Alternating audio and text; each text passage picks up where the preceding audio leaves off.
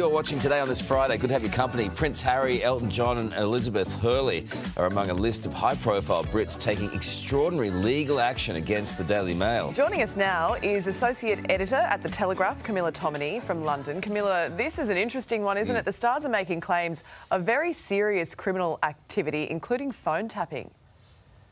Yeah, it's very serious, isn't it, Sylvia? Because we thought perhaps that the days of phone hacking were behind us. There's already been action taken historically against the likes of The Sun and the News of the World. And in fact, the phone hacking scandal closed the News of the World down completely. The Mirror Group also having been implicated. But now this is an action against the Mail on Sunday and the Mail Online.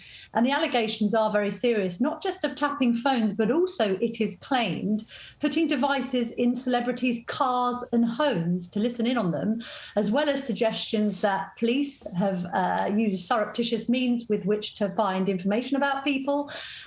Quite rightly, I suppose, the celebrities are claiming that their privacy has been grotesquely breached. Still to hear from Associated Newspapers in response to these claims this morning, though.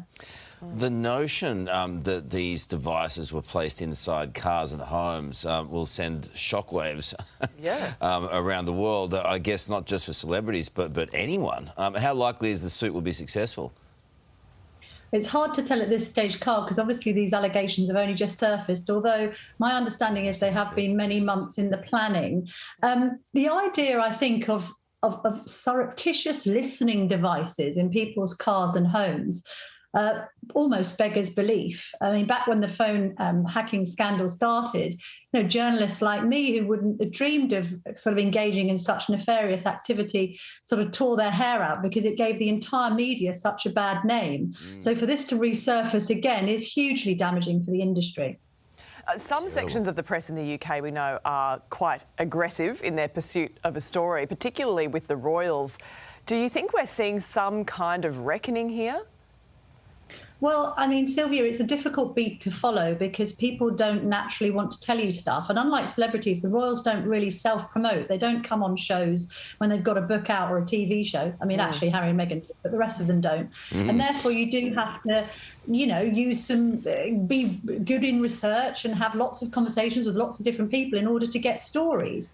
But obviously, one draws a line ethically when it comes to invading people's privacy by listening into their private phone calls. I mean, that's a complete no-no, and any decent journalist knows that. So, look, if some of these tactics have been used, then of course it's abhorrent and appalling. However, I would stress that, first of all, there's still to be a reaction to these allegations, and they do need to be tested in court. And also, I mean, I'm a free speech advocate, so I wouldn't like an individual case of nefarious activity by one newspaper group to suddenly engender some attack on the free press. That's what happened with Leveson.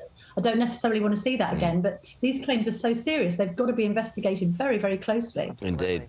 Camilla, good to talk to you. I'm just forever hopeful that you won't place a listening device in any part of my home or car. Nobody wants to hear what's going on in your home, Carl, don't worry. Well, exactly. Who wants to listen No one. to the inner mechanics of Carl's mind at home? Definitely thinking Do not let your mind go there, Camilla, please.